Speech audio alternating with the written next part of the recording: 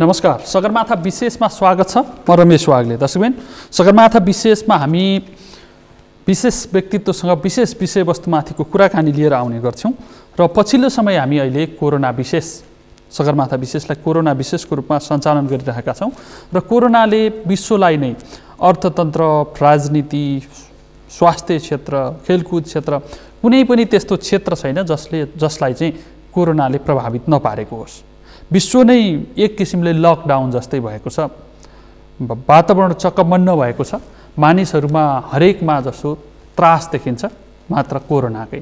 अन्य धेरै समस्याहरू, प्राथमिकताहरू मानिसहरूका छन्, तर पछिल्लो समयका प्राथमिकताहरू सबै कोरोनाबाट कसरी बच्ने र भोलिको अवस्थालाई कसरी सुधार गर्ने भनेर आज चिन्ता मात्रै गर्ने, काम गर्न समेत नपाएको अवस्था छ। यस्तो अवस्थामा नेपालमा गरिएको अभ्यास, नेपालमा गरिएका तयारीहरू र यसले हामीलाई भोलिको दिनसम्म सुरक्षित राख्न सक्छ कि सक्दैन, यी गम्भीर प्रश्नहरू छन्। यी प्रश्नका विषयमा नेपालको सबैभन्दा जेठो विश्वविद्यालय, त्रिभुवन विश्वविद्यालयको माइक्रोबायोलोजीको डिपार्टमेन्ट हेडको रूपमा काम गरिसक्नुभएका र अहिले विश्व स्वास्थ्य सङ्गठनको विज्ञ समूहमा रहेर पनि यही कोरोनाकै विषयमा विज्ञ समूहमा काम गरिराख्नुभएका व्यक्तित्व डाक्टर प्रकाश घिमिरेलाई आज हामीले स्टुडियोमा निम्ति आएका छौँ। उहाँलाई स्वागत गरौँ। स्वागत छ डाक्टर। नमस्कार रमेशजी। सुरुवात चाहिँ नेपालबाटै गर्नुपर्ने हुन्छ। विश्व पुरै आतङ्कित छ, नेपाल पनि आतङ्कित भएर लकडाउन गरेको 1 महिना नागिसकेको छ। तयारीका हिसाबले चाहिँ लकडाउन त सकारात्मक रूपमै नागरिक स्तरमै स्वीकारेको अवस्था छ। यसलाई जोगाउने तयारी अनि गरिएका अभ्यासहरू हेर्दाखेरि स्वाभाविक रूपमा राम्रैसँग गइरहेको छ भन्न सक्ने अवस्था छ। धन्यवाद रमेशजी। यसमा यस्तो छ, pandemic preparedness and response plan भने नेपाल सरकार लगायत विभिन्न सरकारले सन् 2005 देखि प्र्याक्टिस गरिराखेकै कुरो हो। 2009 मा इन्फ्लुएन्जा पेन्डेमिक हुँदाखेरि त्यसको एक किसिमको ट्रायल भयो। त्यो प्रिपेयरनेसको विभिन्न अङ्गमध्ये डायग्नोसिस क्यापासिटी डेभलपमेन्ट गर्ने, त्यसको लागि राष्ट्रिय जनस्वास्थ्य प्रयोगशालामा भाइरसको कल्चर, पिसिआर र त्यसको सेरोलोजी गर्ने क्यापासिटी हामीसँग 2009 देखि नै छ। यो एउटा क्यापासिटी राम्रै भएको। अर्को तयारी भने विभिन्न देशहरूले प्र्याक्टिसमा लिएर आएको यो लकडाउन भने कम्युनिटीमा ट्रान्समिसन नहोस्, यो पनि राम्रै प्र्याक्टिस हो। त्यसपछि गर्नुपर्ने भने खोज पडताल र निगरानी, यो ट्रेस, ट्र्याक, ट्रिट हो। यो 3टा कुरामा चाहिँ जनमानसमा अलिअलि क्वेसन भएको छ, तर पनि केही कामहरू भएका छन्। तथ्यहरू खोज्दाखेरि हामीले थुप्रै कमजोरीहरू त्यो ठाउँमा चाहिँ गरेका छौँ। अब रह्यो यो प्री कोरोना अनि अहिले कोरोनाको अवधिमा र भोलिको पोस्ट कोरोनाको प्रिपेयरनेस चाहिँ हाम्रो जुन हुन्छ नि, हुनुपर्ने हो नि। हाम्रोमा त करिब माघ 10 गते नै केस देखिसकेका थियो। चीनमा जुन खालको यसले महामारीको रूप लिइरहेको थियो त्यो पनि हामी नजिकबाट हेरिरहेका थियौँ। तर हामी चाहिँ टेन्डर गर्ने, टेन्डरलाई कार्यान्वयन नगर्ने, त्यो टेन्डर खोलेर जिम्मेवारी नदिने तहमै बसिरहेका रहेछौँ होइन। हाम्रो तयारीले त्यही देखायो होइन। अब यस्तो छ, पेन्डेमिक घोषणा गर्नलाई हुनुपर्ने क्राइटेरिया फुलफिल गर्दाखेरि एकभन्दा बढी देशमा, विभिन्न उमेर समूहमा, विभिन्न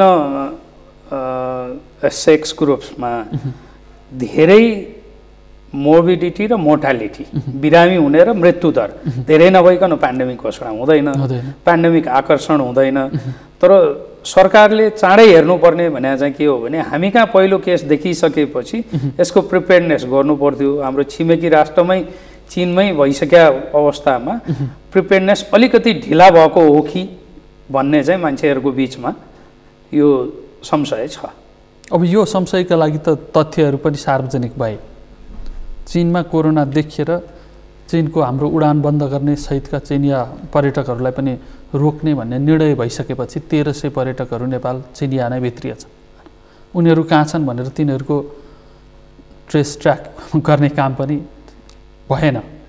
उनीहरू कहाँ थिए, उनीहरू कसरी फर्किए वा अहिले छन् भन्दा अहिले पनि तथ्याङ्क छैन तयारीको हिसाबले। अन्तर्राष्ट्रिय उडान रोक्ने निर्णय गरेको 1 हप्तासम्म लगातार उडानहरू भइराखे। अब हाम्रो क्यापासिटीले त्यो कुरा गरेको हो अथवा हामीले बोल्ने एउटा काम गर्ने अर्को गऱ्यौँ, त्यो त भोलि मूल्याङ्कन होला होइन। जोस् यो ठाउँमा हामी चुकेकै हौँ। होइन, निगरानीमा अझ योभन्दा बढी गर्न सकिन्थ्यो कि भन्ने हो, ठाउँ चाहिँ छोडिए। अब यो सरकारको संयन्त्र अहिलेको समयमा यो समायोजनपछि स्वास्थ्य सेन्ट्रल छैन, अब प्रोभिन्समा लोकल लेभलमा छ। सेन्ट्रलदेखि लोकल लेभलसम्मको कोअर्डिनेसन चाहिँ अलिकति विक भएको हो कि भन्ने। तर लेटली अहिले चाहिँ सबै संयन्त्र, स्वास्थ्य मात्र होइन, स्वास्थ्य सुरक्षा सबै संयन्त्र लागेका छन्, खोज पडताल भएको छ र अझ यो भन्दा बढी खोज पडताल घर घरमा ज्वरो आएका मान्छे, विदेशबाट आएका मान्छे हो, तिनीहरूको पहिला सिन्ड्रोमिक सर्भिलेन्स गर्नु पर्यो। त्यसपछि त्यसमा ज्वरो आएका मान्छे सबै ज्वरो चाहिँ कोरोनाले आउँदैन। कोरोनाले ज्वरो आयो भने नि 80%लाई त्यसै ठिक हुन्छ, उसलाई अस्पताल जानै पर्दैन। भनेपछि त्यो ज्वरो आएका मान्छेलाई मात्रै तपाईँ चाहिँ ट्र्याकिङ गरेर त्यसपछि टेस्टिङमा जानुपर्ने हो। टेस्टिङ पनि हाम्रो ढिला भइरहेछ। हो, म ठ्याक्कै अब प्री कोरोनाको चरणमा हामीले कमजोरीहरू प्रश्न उठ्ने गरी छोड्यौँ। हजुर, होइन। अब कोरोनाकै चरणमा हामी छौँ नि जति बेला, अहिले गरिएको चाहिँ एउटा तपाईँले भनेको जस्तो मान्छेहरू को कस्तो अवस्थामा छन् भनेर उनीहरूको अवस्थाबारे बुझ्ने हामीसँग संयन्त्रै भएन। अहिले हामीमा भएको कमजोरी। अर्को चाहिँ संयन्त्र, वाग्लेजी यसमा यस्तो छ, संयन्त्र नभएको होइन, यही सरकारको संयन्त्र स्वास्थ्य संस्थाहरू, पहिला उपस्वास्थ्य चौकी थियो, स्वास्थ्य चौकी छ अहिले। स्वास्थ्य चौकीदेखि माथि आएर 3900वटा करिब करिब स्वास्थ्य संस्थाहरू छन्। ती स्वास्थ्य संस्थाबाट सरकार मातहतका, त्यही सरकार मातहतका स्वास्थ्य संस्थाहरूले भ्याक्सिन प्रिभेन्टेबल डिजिज, खोपबाट नियन्त्रण गर्न सक्ने रोगहरूको हरेक हप्ता रिपोर्टिङ हुन्छ। भनेपछि त्यही संयन्त्रमा यही सरकारका कर्मचारीलाई प्रयोग गर्यो भने हाम्रो गाउँ गाउँमा FCHBहरू छन्, फिमेल कम्युनिटी हेल्थ भोलिन्टियर हो। हरेक गाउँमा कुन गाउँमा को सुत्केरी भयो, को मान्छे घरबाट बाहिर गयो, को आयो, सबै थाहा हुन्छ। त्यसकारण यो संयन्त्र नभएको होइन, संयन्त्रलाई परिचालन गर्नलाई अलि ढिला भएको भन्दा पनि महिला स्वास्थ्य स्वयंसेविकाहरूलाई परिचालन गर्नका लागि निर्णय भएको छ, परिचालित भइ नसकेको अवस्था छ अहिले पनि। अब यस्तो छ, निर्णय गर्नु र त्यसलाई इम्प्लिमेन्टेसन गर्नु त निर्णय भएपछि तत्अन्तर्गतका सङ्घ संस्था कार्यालयहरूले इम्प्लिमेन्टेसन गर्नुपर्ने हो। कानुन बनिसकेपछि फलानु दिनदेखि लागू हुन्छ अथवा यो जारी भएकै दिनदेखि लागू हुनेछ भनेर कानुनमै लेखेको हुन्छ नि। हजुर, अब आदेश निर्णयहरू भनेका त लेख्नु नपर्ने चिजहरू हुन्, गरेपछि लागू हुन्छ भन्ने सबैलाई थाहा हुने कुरा। त्यही लागू गर्न पनि समस्या छन् भनेको हाम्रा संयन्त्र परिचालनमा कमजोरीहरू देखिए। यो त्यो संयन्त्रको कमजोरी हो अथवा नेतृत्वको कमजोरी हो चाहिँ फरक कुरा होला। हजुर, अब यसमा हाम्रो आफ्नै संयन्त्र छ, यसलाई प्रयोग गर्नुपर्छ र जति इफिसियन्टली हामीले प्रयोग गर्न सक्यौँ त्यति चाँडै हामी चाहिँ त्यो उसम्म जान सक्छौँ। अब जहाँसम्म हामीले गरिरहेको अभ्यास चाहिँ परीक्षणमा हामीले एउटा RT-PCR विधिको प्रयोग गरिरहेका छौँ। अर्को चाहिँ RDT, ऱ्यापिड डायग्नोस्टिक टेस्ट, होइन? हजुर, यी दुईटा चिजहरू हामी ठिकसँग गरिरहेका छौँ।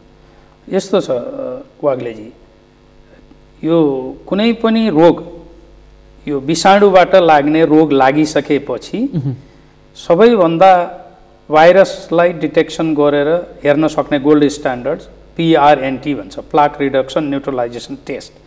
यो भाइरसको लागि त्यो टेस्ट स्ट्यान्डर्डाइज भइ नसकेको अवस्थामा PCR, अहिलेको रियल टाइम PCR हो, यो PCR को पनि 57 देखि 97% सेन्सिटिभिटी छ। तर यो मेसिनको कभरमै के लेखिया हुन्छ भने this instrument is only for research purpose, not for diagnostic. त्यसकारण यसको हरेक step, sample selection, sample collection, sample transportation, sample processing, viral RNA extraction, त्यसपछि एनिलिङ, एक्सपान्सन र एनालाइसिस, यो कुनै पनि स्टेपमा गल्ती भयो भने यो 57 देखि 97 होइन, त्यो एकैचोटि 0 पनि हुन सक्छ।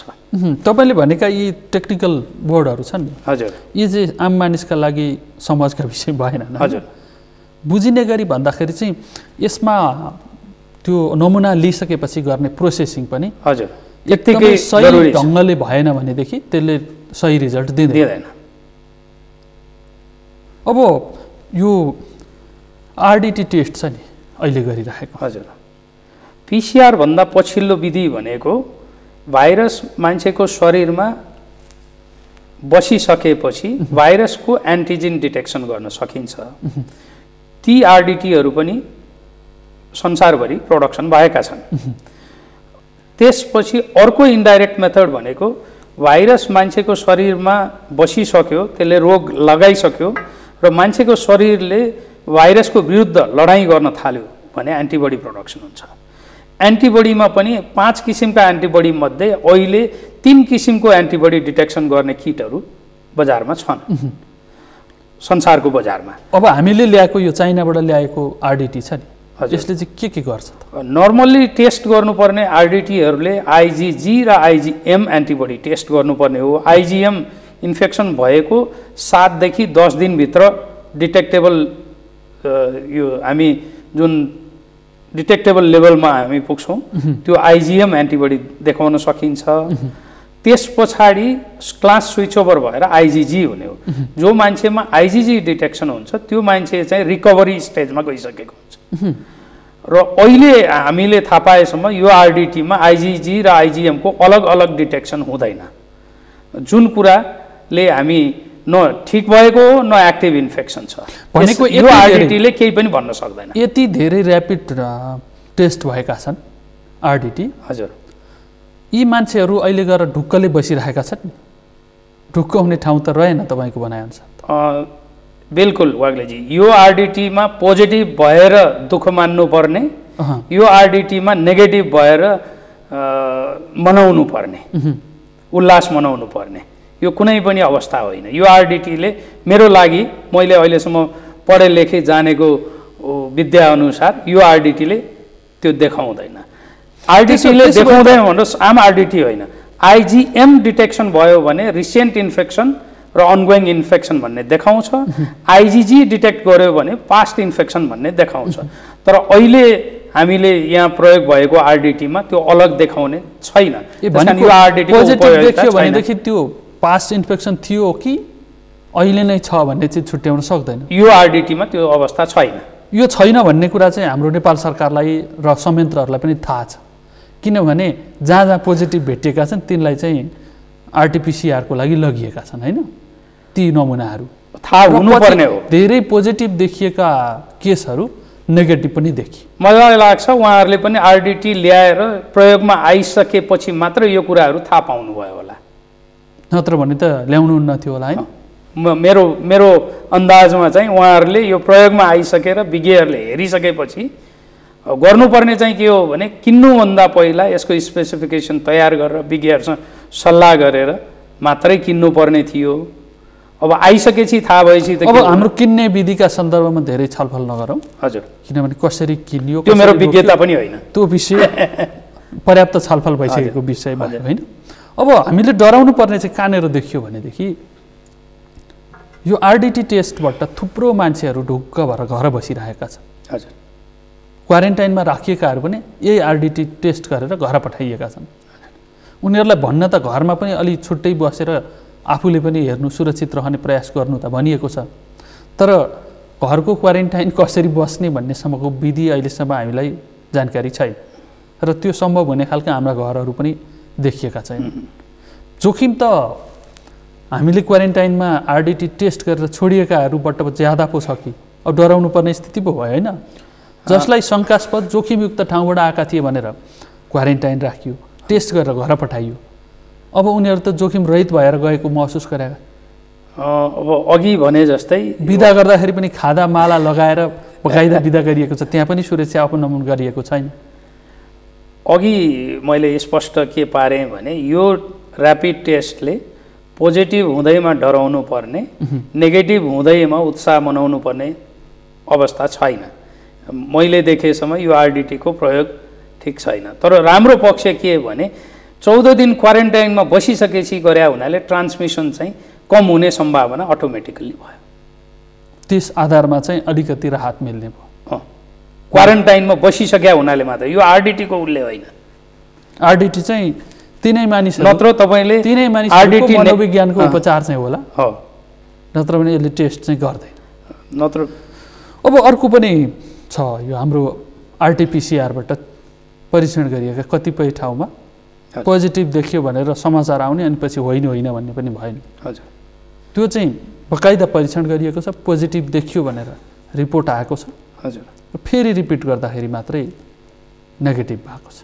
यो चाहिँ किन भइरहेको छ? यो यस्तो छ वाग्लेजी, यसमा रियल टाइम पीसीआरले त्यसको आरएनए को सर्टेन जिन टार्गेट गर्छ।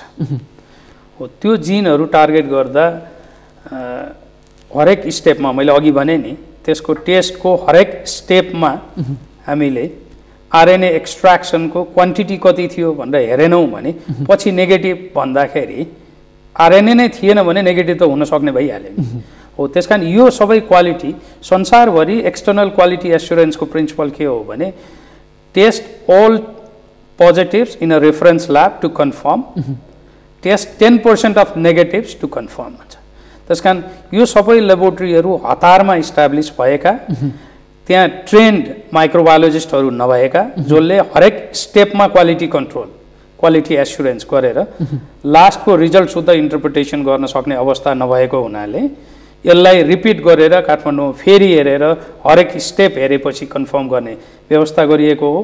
तर त्यो कुरोमा बीपी कोइराला इन्स्टिच्युटमा छैन, किनभने त्यहाँ ट्रेन मान्छे छ, क्वालिफाइड माइक्रोबायोलोजिस्ट छ।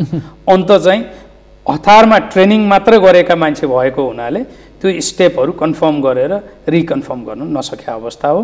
त्यसलाई नेसनल सेन्टरले स्पेसिफिक स्टेपहरू फेरि पर्फर्म गरेर टेस्ट गर्ने। अब तपाईँ चाहिँ विश्व स्वास्थ्य सङ्गठनको विज्ञ समूहमा बसेर पनि काम गर्ने मौका पाउनु भएको छ। आज त गर्दै हुनुहुन्छ नि? हजुर, यो यसभन्दा अगाडि पनि तपाईँले त्यहाँको जिम्मेवारी सम्हालिसक्नु भएको छ। विश्व स्वास्थ्य सङ्गठन जस्ता संस्थाहरूले यस्ता समस्या समाधानका लागि चाहिँ के गर्दैछन्, के गर्छन्? धन्यवाद, एकदमै राम्रो प्रश्न सोध्नुभयो वाग्लेजी। 8 अप्रिलमा विश्व स्वास्थ्य सङ्गठनले डायग्नोस्टिक टेस्ट फर कोरोना, त्यसको साइन्टिफिक ब्रिफ भनेर एडभाइजरी, नर्मली गाइडलाइन भनेर आउँछ, यो हतारमा गर्नुपर्ने साइन्टिफिक ब्रिफ कन्ट्रीलाई एडभाइजरी दिएछ। त्यो एडभाइजरीमा प्रष्ट लेखिएको के छ भन्दा अहिलेको सन्दर्भमा डायग्नोस्टिक टेस्ट भनेको रियल टाइम पीसीआर हो।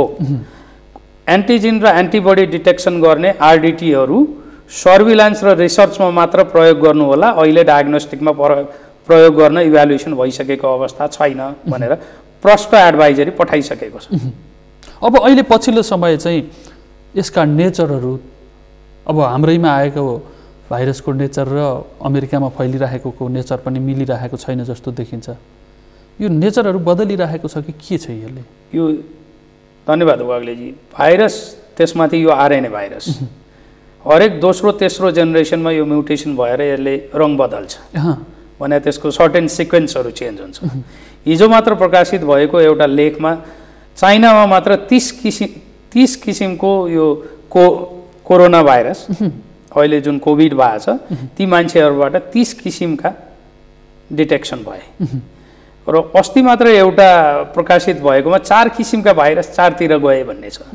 नेपालमा पनि 2011 देखि 2014 सम्म भएको जोन हपकिन्स विश्वविद्यालयले गरेको अध्ययनबाट नेपालमा पनि ह्युमन कोरोना भाइरस सर्कुलेसनमा छ भन्ने देखिया छ। यस अगाडि नै तर ह्युमन कोरोना भाइरस भने ह्युमनमा इस्टाब्लिस भइसकेको र बच्चाहरूमा पनि त्यो रिस्क छ भनेर स्टडीमा आइसकेको छ।